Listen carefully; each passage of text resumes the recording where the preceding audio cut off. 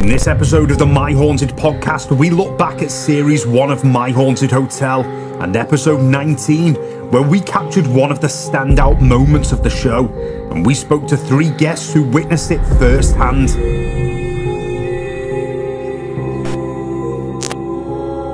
Welcome to episode 2 of the My Haunted podcast, and tonight we are joined by 3 real eyewitnesses who've experienced real paranormal activity here inside My Haunted Hotel. Ladies, welcome to the 3 of you. I need to know who you are. Is your surname Griffith? What the fuck was that? Oh, shit! It was the glass fell off. The glass fell off the thing. Wow. What? The glass fell off! So you came here in the early days of the My Haunted Hotel project and you witnessed something really epic. Can you explain what it was? That was honestly probably the best thing that I've ever seen in my life. We'd had quite a good night anyway, with like a really loud bang at one point on the door that terrified Isabel. And then when we came down here, obviously there were the other couple that had joined us, but we were hearing a bit of movement behind the bar. So I was sat where you are, and I was looking directly at the bar anyway because I'd heard it, and I saw with my own eyes the glass literally just fly off the bar. Is your surname Griffith?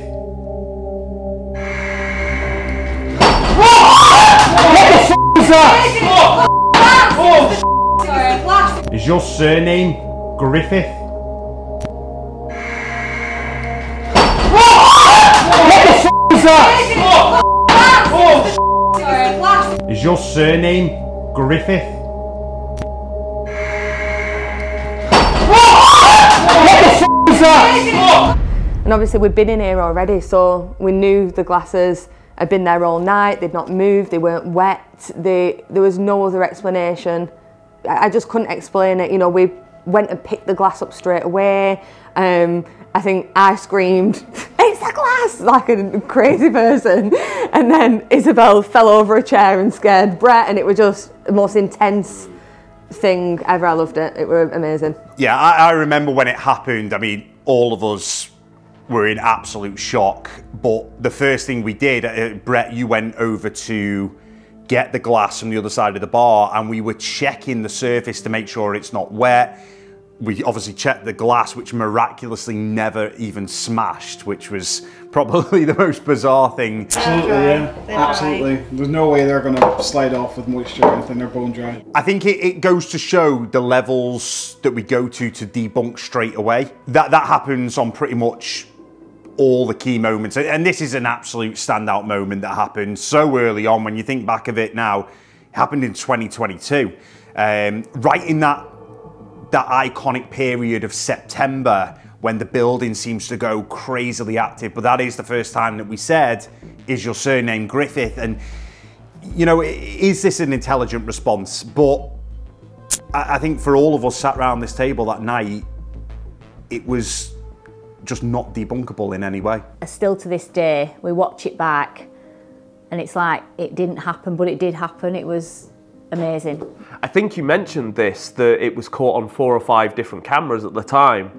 How does it change a complete investigation when you have cameras in every single room of a building recording 24/7? It proved to me that what was happening that wasn't debunked was paranormal. I think the fact that the cameras are there and you can check every single angle, every single possibility of what is causing your experience, it's backed up 100% by those cameras.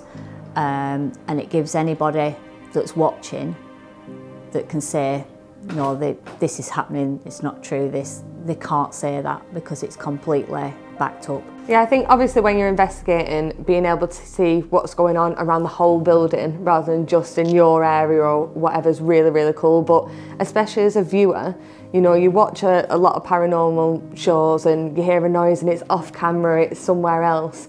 Whereas here, there's none of that. You get every single thing on camera. And even when there's not anyone here, you've got stuff happening that you'd never normally catch if there weren't those cameras. I just think it's absolutely amazing how you're sat there seeing it with your own eyes, and yet still us as people, you trying to debunk it. Like, I just think it's amazing how you can see it as it is. I think another one as well to add to this is that we get a lot of questions is, oh wow, why does so much happen? But I think the reason why so much happens is because we have got cameras everywhere, and it makes you realise that you can't really do a proper paranormal investigation without the surveillance, because you realise how much you actually miss. I mean, like me and you do other investigations sometimes, alright, not so me so much anymore, but you've done them. Oh, I hate it. Yeah, because you need the cameras. Yeah, my memory's too short. Yeah. So you came here as early as last week and you witnessed something on the corridor. Can you explain what it was? Yeah, so it was our first time going into room 7. And we were really excited for that anyway. And I think like our energy were really high. We went straight in and started investigating. And immediately we had like kind of noises, movement, especially in the corridor, REM pod, intelligent responses. But then Mum had said, oh, can you copy me? And whistled. And as clear as day, like seconds later, there was a deeper, like long whistle in the same kind of tone that Mum had done it in, and obviously Mum freaked out, and I just thought it was really, really cool, one of the best things. And this with all 3 cameras.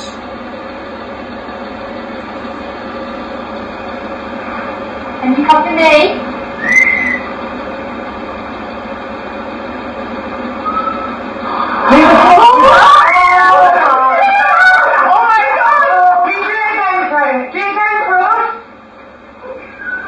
Now, one of the biggest questions surrounding this particular location of the project is the secret.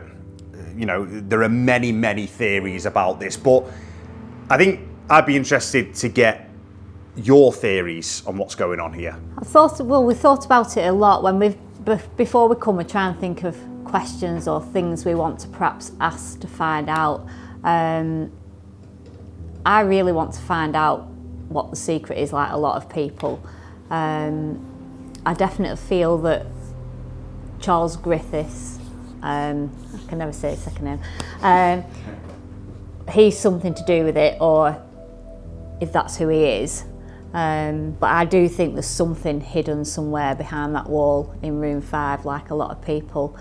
And I think there's probably a lot of different time periods in the residual energy, just by some of the questions you ask when you're asking more old English language and things and more modern speak. But I'm still confused, it confuses me. So before I came here, like, I wasn't a massive believer in intelligent hauntings and that kind of thing. So I've always thought, oh, it's all residual energy, kind of stone tape theory, I buy into quite a lot. But like the footsteps here are very residual feeling, but the glass was a direct intelligent response to Charles being frustrated. We found out it was his surname. And like Mum said as well, I definitely think the more history that's uncovered, like finding out Charles's surname, maybe finding out the secret, finding something in the attic, will give more intelligent stuff. And I think anywhere that's had a traumatic event, like something that's happened to a baby, for example, I think it does hold energy and it holds spirits, and people can stay attached to something after they die and pass on. Suddenly, halfway through this podcast, an unexplained noise is heard in the function room, which our camera faintly picks up. So obviously you guys have checked that back, and you know. But how many times have we had those, like, I know you're going to look over there, I've just heard it as well. I know, every time we're filming these podcasts, this happens. So obviously you guys have checked that back, and you know. But how many times have we had those, like, I know you're going to look over there, I've just heard it as well. Ladies, I want to say thank you so much for coming tonight, and I want to leave you with one last question.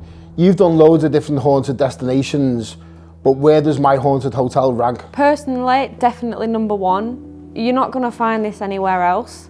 Yeah, you've got the ghost hunts, whatever, but you don't find the people, you don't find the cameras, you don't find the experience anywhere. And I've personally never captured anything even close to what has been able to be caught here on any occasion that I've ever been anywhere else, really. So definitely number 1. Well, I don't want to sound cheesy, but definitely top. completely top. We've done a lot of places, a lot of local places. We've travelled and done them, but I've never been anywhere like this before. And I think, again, just to go over it again, the cameras, the experiences, the fact you can debunk everything, it's just amazing. Yeah, and you three, and also the fan group as well. I mean, we've come and met lots of people here, and you can chat online to them about any of your experiences. They're always really supportive when they know people are going, and the live cameras as well. You've got all that to watch. I mean, we sit night after night watching live cameras, and then when there's suddenly a noise, you can just see us all jump. But no, there's nothing out there like it at all. Yeah, like Mum said, we have been to a lot of places like investigating, and this is number one. Just the people that we've met, the actual building itself is really, really cool, and there's just nothing like it. The amount of cameras that are here just completely separates it from any other experience. You don't get this anywhere else to this level. And even like the little challenges that are thrown out and stuff, you don't get that with normal investigations. You guys like make it really, really fun, and even if it is a quiet night, you just love it because it's a cool place to be.